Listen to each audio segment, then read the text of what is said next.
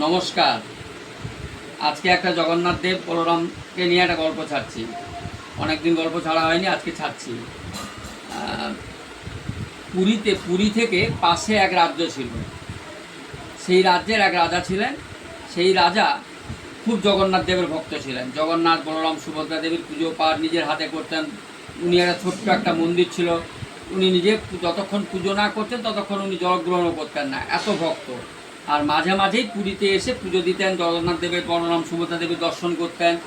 খুব এইভাবে আনন্দ চলছিল। তার রাজ্যে খুব সুখেই চলছিল। কিছুদিন পরে সেই রাজ্যে পাশের এক রাজ্য, সেই রাজা প্রচণ্ড শক্তিশালী, বিশাল তার সেনাবাহিনী। এই রাজার তুলনায় তার লক্ষ লক্ষ রাজা সৈন্য বেশি। সে ষড়যন্ত্র করে এই ছোটো রাজ্যটাকে দখল করে নেওয়ার জন্য সে চারিদিকে সৈন্য সামন্ত সাজা শুরু করলো। এই রাজা খুব দুশ্চিন্তায় পড়ে গেল যে আমি ওর সঙ্গে পারবো কী করে। সেই রাজার 10 লক্ষ সৈন্য, আর এই রাজার তখন 2-2.5 লক্ষ সৈন্য। তার সঙ্গে পেরে ওঠা সম্ভব নয়। সে সবসময় জগন্নাথকে আর বলরাম, সুভদ্রা দেবীর কাছে সবসময় বলছে যে আমি কী করবো, এই যুদ্ধে কী করে জয়ী হবো, কী করব, আপনারাই ঠিক করুন।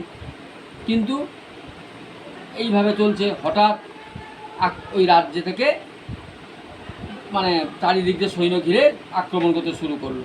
এই রাজাও সৈন্য পাঠালো। এইরকম তাও 15 দিন, 1 মাস যুদ্ধ চলছে। যুদ্ধ চলতে চলতে এই রাজার সৈন্যরা পিছিয়ে যাচ্ছে, হেরে যাচ্ছে। তখন রাজা নিজেই যুদ্ধে গেল। রাজা নিজে যুদ্ধে গিয়ে প্রাণপণ যুদ্ধ করছেন। রাজা তখন কি করেছেন, যুদ্ধ করতে করতে তার সৈন্য সামন্ত প্রায় শেষ। রাজা তখন ছুটতে ছুটতে পালিয়ে এসে জগন্নাথ মন্দিরে, জগন্নাথ দেবের কাছে, ওর যে বাড়িতে যে জগন্নাথ দেব আছেন সেইখানে কাঁদতে কাঁদতে ওখানে শুয়ে পড়েছেন যে প্রভু, আমি আর পারলাম না রাজ্যকে রক্ষা করতে। আমি এবার কোথায় যাব, বন্দি হব না মৃত্যু হবে, আমি কিছুই জানি না। আপনি যা করেন তাই করুন, যেটা ভালো হয় সেটাই করুন। আপনি তো মঙ্গলময়, আর আমি যে কিভাবে ভক্তি করি সেটা আপনি জানেন। যদি আমার ভক্তির কী ত্রুটি আছে আমি জানি না। আমি প্রাণপণ চেষ্টা করি আপনাকে খুশি করতে, আপনার ভক্তি করতে। আপনি আমায় রক্ষা করুন, আপনার ওপরে আমি যত নির্ভরশীল। এই কথা বলে রাজা ওখানে ওর কাছে শুয়ে থাকলো। এদিকে শুতে শুতে রাজা ঘুমিয়ে গেছে, কাঁদতে কাঁদতে একটু অজ্ঞানের মতন হয়ে শুয়ে গেছে। এদিকে ওদিক থেকে ওই রাজার সৈন্যরা আক্রমণ করতে করতে এই রাজ্যে ঢুকে যাচ্ছে।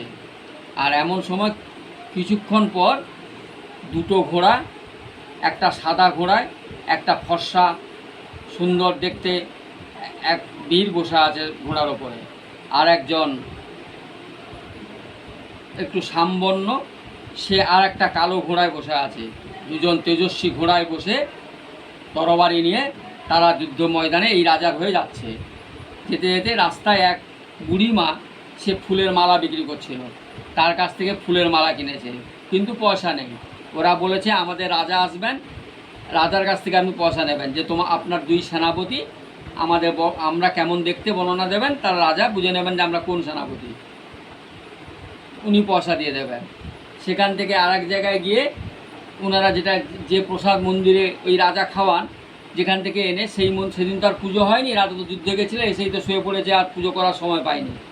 তাই সেখান থেকে মিষ্টি নিয়েছেন, যেসব জিনিস ওরা খায়, খেয়ে বলেছেন আমাদের রাজার কাছ থেকে পয়সা নিয়ে নেবেন। তারপরে ওনারা যুদ্ধের ময়দানে গিয়ে হাজির। এইবার যেখানে স্বয়ং জগন্নাথ আর বলরাম দুজনই সেনাপতি সেজে, এই রাজার সেনাপতি সেজে যুদ্ধ আরম্ভ করেছেন, সেখানে কি ওই রাজা থেকে তার লক্ষ লক্ষ সৈন্যকে এই 2 ভাই উড়িয়ে দিচ্ছেন। তরবারি স্পর্শ করার সাথে সাথে উড়ে যাচ্ছে সব চারিদিকে। এইভাবে মারাত্মক যুদ্ধ চলছে।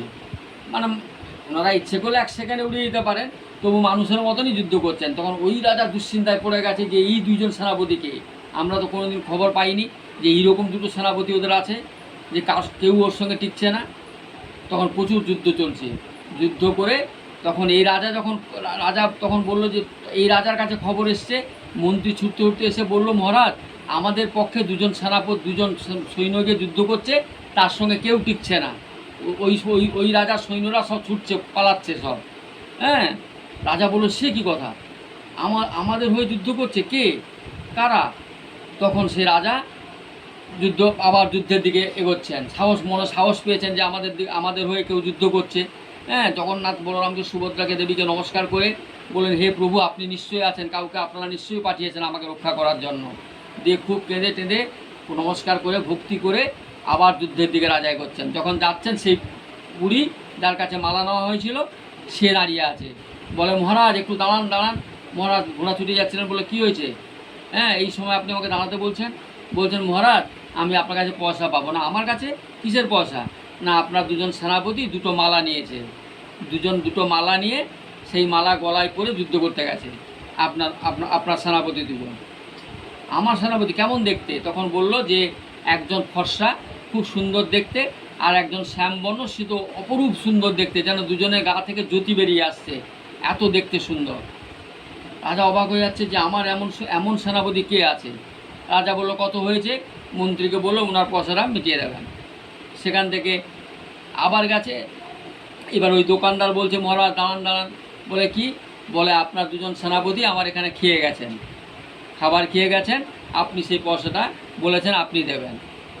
তখন বলল, ওই বুড়িমা যেমন বলেছিল ওনারাও তাই বলল, যে সেই একই রকম বর্ণনা দিয়ে যুদ্ধক্ষেত্রে রাখে যে দূর থেকে দেখছে যে দুজন যুদ্ধ করছে, সেখানে মানে মারাত্মক যুদ্ধ করছে। যুদ্ধ করার পরে হঠাৎ দেখে যুদ্ধক্ষেত্রে ওদেরকে ওই রাজাকে বন্দি বানিয়েছে। রাজা তখন বন্দি হয়ে গেছেন। ওই রাজা বন্দি হয়ে গেছেন, তখন ওনাকে এনে অন্য সৈন্যদের হাতে চেপে দিয়ে ওরা দুজন চলে গেছেন। বন্দি করে ওদের হাতে দিয়ে ওই দুজন চলে গেছেন। তখন ওই রাজা তো বন্দি অবস্থায়, আর ওদের সৈন্য সব পালিয়ে গেছে, রাজা একা। রাজা আর 2-4 জন মন্ত্রী বন্দি হয়েছে। তখন এই রাজা যেতেই সেই রাজা বলছে, আমাকে ক্ষমা করুন, আপনার এরকম সেনাপতি আছে আমি জানতাম না, ভুল করে আক্রমণ করে তুলেছি, রাজা আপনি ক্ষমা করুন। কিন্তু এ রাজা সেই বন্দি অবস্থায় রাজা তখন মনে মনে ভাবছে যে না, আগে আমি বন্দি মুক্তি করব না, আগে আমি জানি যে কে এসে আমার হয়ে যুদ্ধটা করেছিল, কারা, আমি দর্শন পেলাম না। হ্যাঁ, তখন ওই দুজনকে ওই রাজাকে তুলে নিয়ে এই রাজ্যে নিয়ে আসা হলো, রাজাকে বন্দি করে রাখা হলো। এবার ইনি যে জগন্নাথ বলরাম সুভদ্রা পায়ের কাছে পড়ে গেছেন, হে প্রভু, আপনি কি আমার হয়ে যুদ্ধ করেছেন? বলুন। তাকে সেই জগন্নাথ দেবের গায়ে হাতে, হ্যাঁ, যুদ্ধক্ষেত্রে যেমন আঘাত টাঘাত লাগে একটু টুকটাক, তেমন একটু হয়ে আছে। তখন রাজা বুঝে গেলেন যে আমার হয়ে জগন্নাথ দেব এবং ভগবান বলরাম যুদ্ধ করতে গেছিলেন। রাজা তো কেঁদে কি অস্থির, কি আনন্দ দিয়ে রাজা সেই মন্দিরেই সেদিন তো সারাদিন পুজো করা হয়নি, আর পুজো গেছেন সব। তখন বিশাল ধুমধাম করে পুজো করলেন। রাজা রাত্রে স্বপ্ন দেখলেন যে রাজা, আমরা ওই রাজাকে বন্দি করে দিয়েছি, ঠিক কথা, তুমি তাকে মুক্তি করে দিও, কারণ সেও যদিও তোমার রাজ্যকে লোভ করে দখল করার চেষ্টা করেছিল, কিন্তু সেও তোমার মতন ভক্ত, আমাদের ভক্ত। হ্যাঁ, তুমি ওকে মুক্তি করে দিও। রাজা তখন পরের দিন সেই রাজাকে ডাকলেন, বললেন যে আপনি যে আমার সঙ্গে যুদ্ধ করতে এসেছিলেন, আপনি ভেবেছিলেন যে আমার কম সৈন্য আছে তাই যুদ্ধ করবেন, কিন্তু আপনি জানেন না যে এখানে আমার পৃথিবীর সেরা সৈনিক, যে পৃথিবীকে ধ্বংস 1 সেকেন্ডে করতে পারেন। আপনার সৌভাগ্য যে তার সঙ্গে সামনাসামনি তাকে দেখেছেন। তারা কে জানেন? স্বয়ং কৃষ্ণ আর বলরাম, তাদের সঙ্গে আপনি যুদ্ধ করেছেন। জগন্নাথ দেব কলিযুগে প্রচণ্ড জাগ্রত। যে জগন্নাথ দেবের ভক্ত হয়, বলরাম সুভদ্রা দেবীর ভক্ত হয়, তাদের সদা সর্বদা যে কোনো বিপদ থেকে রক্ষা করেন। মন দিয়ে যদি ডাকা হয় বিপদে পড়ে, তবে ওনারা নিশ্চয়ই রক্ষা করেন। যদি কোনো সময় কোনো ভক্তের কেউ ক্ষতি করতে আসে, ভগবান তাকে নিজে স্বয়ং সেখানে রক্ষা করতে যান। তাই কাউকে দুর্বল ভাবতে নেই। এর কম সৈন্য, আমার বেশি সৈন্য, আমি জিতে যাব, সবসময় সেটা হয় না। কোনো ভক্ত যদি তার অল্প সৈন্যও থাকে, সে কোটি সৈন্যকে পরাজিত করতে পারে। এই জগন্নাথ দেবের গল্পটা ছাড়লাম, দেখবেন ভালো লাগবে। ভগবান তার ভক্তকে কিভাবে রক্ষা করেন সেটা এইখানে প্রমাণ পাওয়া গেল। কলিযুগে পুরীতে জগন্নাথ দেব প্রচণ্ড জাগ্রত। যদি সময় পান, সুযোগ পান, একবার দর্শন করে আসবেন। জয় জগন্নাথ, জয় বলরাম সুভদ্রা দেবী, জয় জগন্নাথ, হরে কৃষ্ণ।